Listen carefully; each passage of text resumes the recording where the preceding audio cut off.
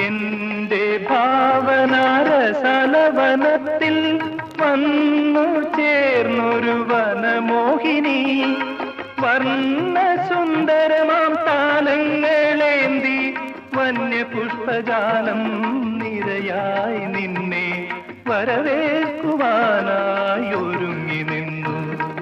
ആ ആ ആ